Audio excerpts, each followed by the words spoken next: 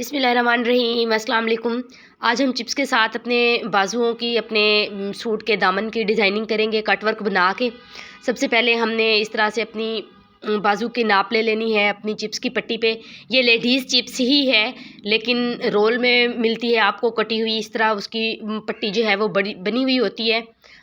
आप अपनी चिप्स से वैसे भी पट्टी मतलब इस साइज़ की काट सकते हैं, ज़रूरी नहीं है कि आपको रोल वाली चिप्स ही मंगवानी पड़े। हमने जितनी हमारी बाजू की लंबाई थी हमने उतनी लंबाई में जो है अपनी चिप्स पहले काट ली है, ताकि हमारी एक्स्ट्रा चिप्स जो है वो ज़ाया ना हो, हमारी मेहनत भी ज़ाया ना हो कि हम इतने कट वर्क्स बनाएं और वो इस तरह हों। पहले एक पैटर्न हमने ड्रा कर लिया कि जो शेप हमने देनी थी उस शेप के ऊपर हमने इस पट्टी पे रख के सारी ड्रा कर लेंगे। बाज़ दफ़ा चिप्स को जब हम फ़ोल्ड करके कटिंग करते हैं तो वो ऊपर नीचे उसकी कटिंग हो जाती है और शेप जो है दूसरी शेप से मुख्तलिफ हो जाती है अगले कट वर्क की हमारी। इसलिए हमने उसको ड्रा करके हम उसी पे रख के ही अगर करेंगे कटिंग अपनी, तो वो कटिंग हमारी बहुत अच्छी आती है। इस तरह से ये देखिए हमने उसको फ़ोल्ड किया है। कट वर्क जो हमने निकाल लिए थे उसी पट्टी को ऊपर हमने उसके फ़ोल्ड किया है और उसकी जो है कट वर्क इस तरह से हमने बना के निकाल लेने हैं।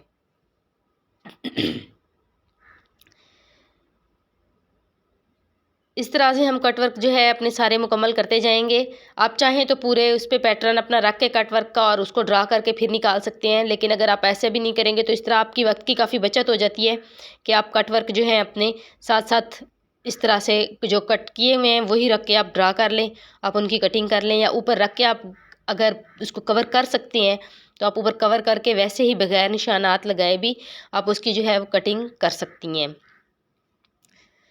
बस ये ख्याल रहे कि कैंची चलाते हुए आपकी जो कटिंग है वो स्मूथ जानी चाहिए। बार बार वहाँ पे कैंची के रुकने के कट नहीं लगने चाहिए। आप कैंची को पकड़ के खड़े और अपने कपड़े को साथ साथ घुमाते जाएं, ताकि आपकी जो कैंची है वो स्मूथली चले।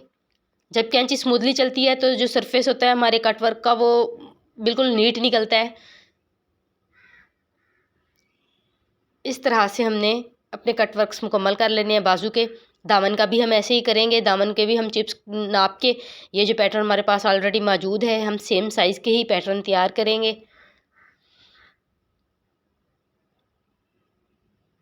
अब ये जो है हमारी बाजू की पट्टी जो है वो कंप्लीट हो गई है, ये देख सकते हैं आप। हमारे बाजू की पट्टी कंप्लीट हो गई है। अब हमने इस्त्री से गर्म कर लेना है पहले बाजू की जगह को, और ऊपर हमने अब चिप्स रखनी है। चिप्स के जो कटाओं का रुख है वो नीचे की तरफ हो और इतना ऊपर उठा के रखेंगे नीचे सिलाई जो मार्जिन आप छोड़ दें ताकि कपड़ा हमारा पीछे रह जाए। बिल्कुल एंड नहीं करेंगे हम। जिस तरह वैसे सिलाई के लिए हम 1/2 इंच कपड़ा छोड़ते हैं, आप इतना 1/2 इंच कपड़ा नीचे छोड़ के ऊपर अपनी जो है चिप्स की पट्टी पेस्ट कर दें। अच्छे से चिप्स को पेस्ट करने के बाद आप देखें ऊपर से ऊपर की तरफ भी एक कप सिलाई लगा दें। थोड़ी थोड़ी ऐसे बबल्स सी बाज़ टाइम बन जाती हैं नीचे कपड़े के, तो दोबारा अगर वहाँ पे इस्त्री लग जाए तो वो बिल्कुल सेट हो जाती हैं। अब ये हमारी जो है स्लीव बिल्कुल तैयार है। अब हमने एक्स्ट्रा कपड़ा यहाँ पे नीचे इसके लगाना है पट्टी बना के। हमने उसकी भी मेजरमेंट ले लेनी है और वो इतना चौड़ा और इतना लंबा काटना है कि हमारे ये चिप्स को भी कवर कर जाए साथ ना।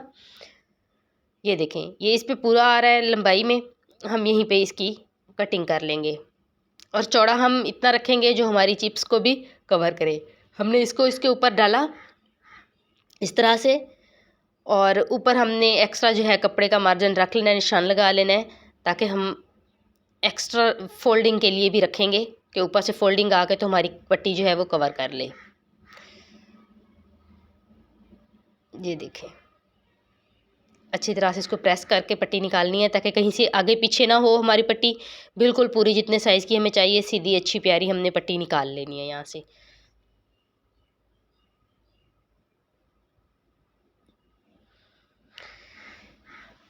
दो पट्टियाँ निकालेंगे हम इसी साइज़ की, क्योंकि हमारी 2 स्लीव्स हैं तो 2 ही पट्टियाँ हम इसके लिए निकाल लेते हैं पहले स्लीव्स की। अच्छा ये देखें अब हमने इसको नीचे की तरफ बिल्कुल सीधा रखना है, मतलब सीधा कपड़ा सीधे कपड़े के ऊपर आए और यहाँ पे हमने सिलाइयाँ लगा देनी है।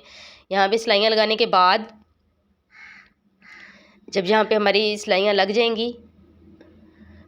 इस तरह से सिलाइयाँ लगा ली हैं और एक्स्ट्रा कपड़ा अब हम इसके कटिंग कर लेंगे। एक्स्ट्रा कपड़ा हमने बिल्कुल थोड़े मार्जिन में रखना है। जितना पीछे आपका कपड़ा थोड़ा होता है आपकी जो कट वर्क है वो नीट निकलती है। कपड़ा अगर निकलने वाला है तो उसके कट वर्क बहुत मुश्किल बनेंगे, लेकिन जो लॉन का कपड़ा है और बहुत आसानी से निकलने वाला नहीं है। के जो सिल्की कपड़ा या धागे निकलने वाले कपड़ा होता है, जिसके लिलन वगैरह के, उसका छिदने का या जल्दी ख़राब होने का ख़तरा होता है। लेकिन ये लॉन कॉटन वगैरह जो है ये सही कपड़ा रह जाता है, इसके ज़्यादा धागे शागे नहीं निकलने वाले होते, तो ये आसानी से जो है आपका निकल आएंगे कट वर्क से इसके।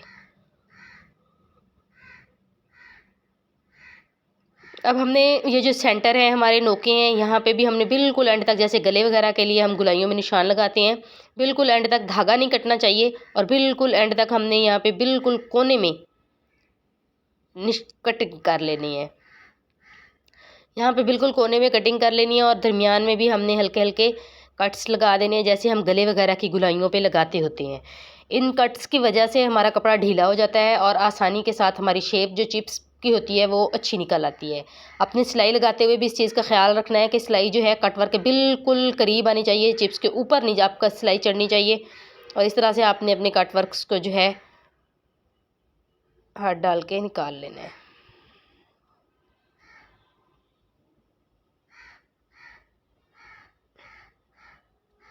इस तरह से कपड़े को पलट दिया हमने, इस तरफ करेंगे तो ये बहुत अच्छी शेप जो है हमारी सेटिंग जो है वो निकल आएगी इंशाल्लाह। हाथ से थोड़ा सा किनारा आगे पीछे हो रहा होता है तो इसको आप पहले सेट कर लेंगे, इसके ऊपर आप प्रेस लगा लेंगी।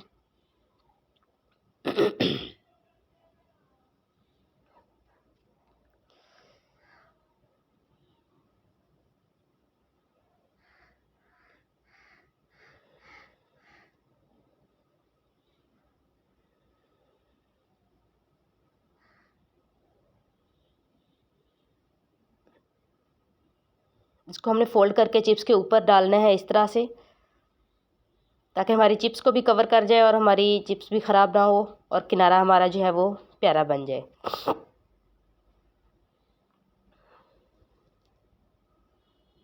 अब हमने यहाँ पे हल्की सी गम स्टिक लगा लेनी है ताकि हमारा किनारा जो है वो फिक्स हो जाए और जब हम सिलाई इसके ऊपर लगाएं तो हमारी सिलाई जो है वो नीट सी आ जाए।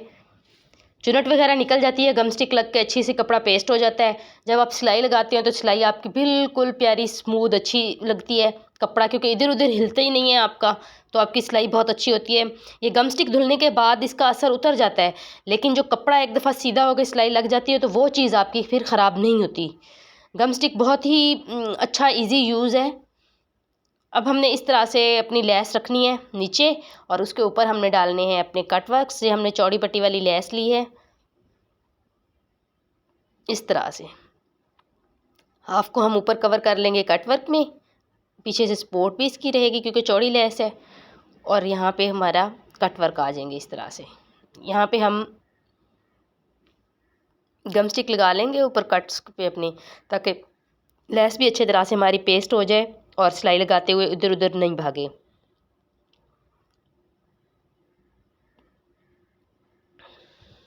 ये देखें जनाब, बहुत प्यारी सी हमारी स्लीव डिज़ाइन जो है वो रेडी हो गया है। हमने फ्रंट दामन और बैक दामन सेम यही डिज़ाइनिंग करनी है अपनी शर्ट की। बहुत प्यारी डिज़ाइनिंग है, बड़ों के लिए, बच्चों के लिए, फ्रॉक के नीचे आप बना सकते हैं, शर्ट के नीचे आप बना सकते हैं। बहुत बेहतरीन डिज़ाइनिंग लगेगी ये आपकी। कलर कंट्रास्ट का ख्याल रखें, नीटनेस का ख्याल रखें, आपके डिज़ाइन कोई भी आप बनाते हैं तो वो बहुत प्यारे लगेंगे। ये देखें, ये फ़ाइनल लुक है हमारे शर्ट की। इस तरह से हमने ये शर्ट अपनी तैयार की है। दामन और बाजू के डिज़ाइन लेस वगैरह लगा के हमने रेडी कर लिए हैं। ये जो हमारे साइडें थी इस पे हमने पाइपिंग कर ली अपनी शर्ट की। लॉन के गर्मियों के डिज़ाइन बहुत प्यारे हैं, ये आप लोग इस तरह से अपनी बच्चियों को अपने आप बना सकते हैं। यहाँ पे हमने कटवर्क के ऊपर सिलाई लगा के लेस को मज़ीद मजबूत कर दिया है, ऊपर भी हमने सिलाई लगा दी है ताकि हमारी जो है मजबूत भी हो जाए और नीट प्यारे रह जाए हमारे कपड़े। इस तरह से दामन के कट वर्क्स पे भी हमने नीचे भी सिलाई लगा के लेस को मजबूत कर दिया है, पीछे हमने पलटा कर दिया है और ये फ़ाइनल लुक हमारी शर्ट की रेडी हो गई है। कट वर्क्स बनाने में किसी चीज़ की अगर हेल्प की ज़रूरत है तो आप मुझे मैसेज कर सकती हैं। शुक्रिया।